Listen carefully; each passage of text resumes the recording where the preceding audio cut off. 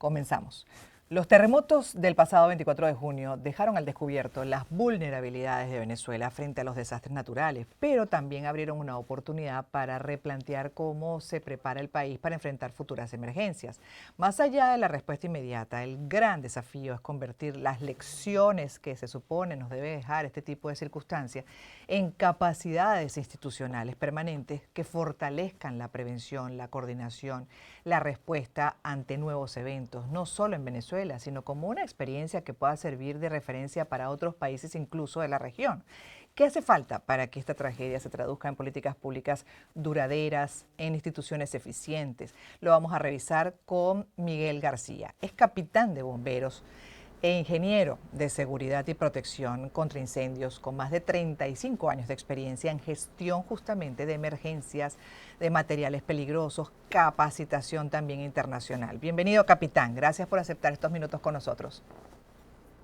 No, es un grato placer y Gladys, antes de responder cualquier pregunta, quiero Sí. agradecerte algo muy especial. Tú decidiste convertir una tragedia en una oportunidad para aprender.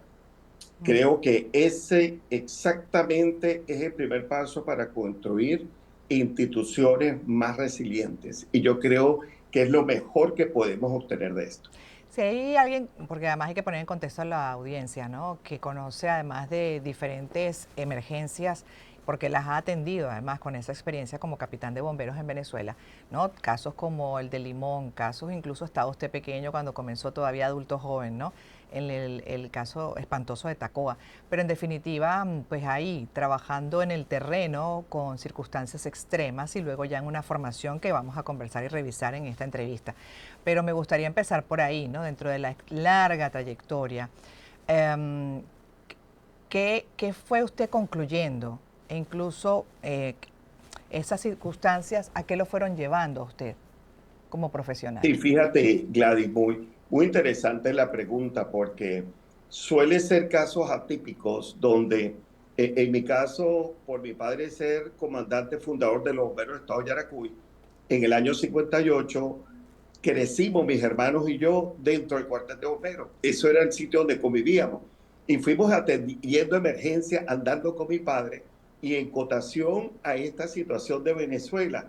Por allá en el principio de los 70, un día mi papá nos va a visitar a Barquisimeto y le decimos que lo trajo y mi papá dice, estoy en la reunión del Comando Unificado. Imagínate, en aquel tiempo mi padre hablaba de Comando Unificado y se usaba. Entonces esto lo hemos perdido, pero emergencias grandes, incluyendo hasta la respuesta del huracán Michael en Panama City, Florida.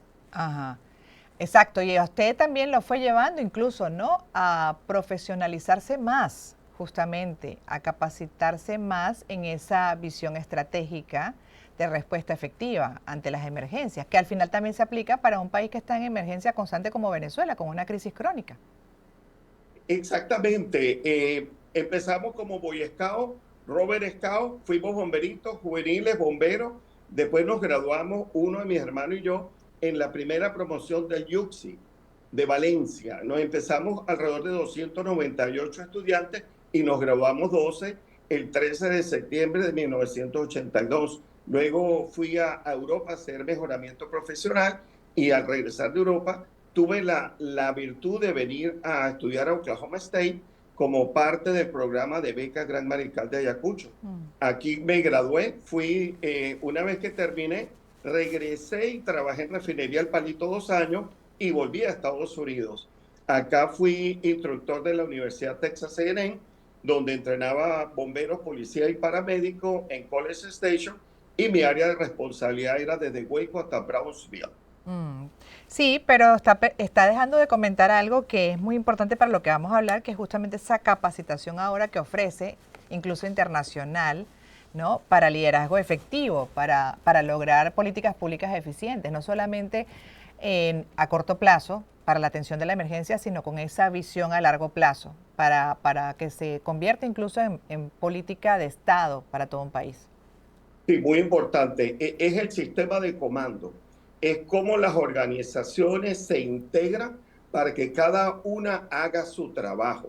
sin nosotros llegar y en bomberos decimos pisarnos la manguera.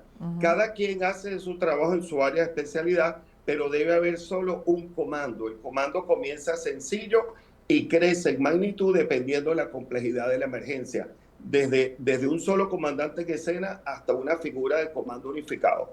Esta tiene 4 funciones, que son la gerencia de operaciones, la de planificación, la de logística y la de finanzas. Cuando llegamos encontramos un caos. Nuestra responsabilidad es llevar ese caos a una primera etapa o fase de control. Entonces, ese es el sistema de comando. Yo, a su vez, por ser cinturón negro en Lean Six Sigma, que es excelencia operacional e instructor Kaizen, he llevado mi experiencia, esa experiencia, a la parte sistémica. He incorporado los principios de ISO sobre gerencia integral de riesgo. Entonces, capitán, le pregunto, de acuerdo a la realidad de Venezuela hoy, si a usted le tocara participar, ¿no? Con el conocimiento que tiene justamente en esa capacitación además y organización por sector, ¿qué haría? ¿Qué oportunidades ve dentro de la tragedia que estamos atravesando? Mira,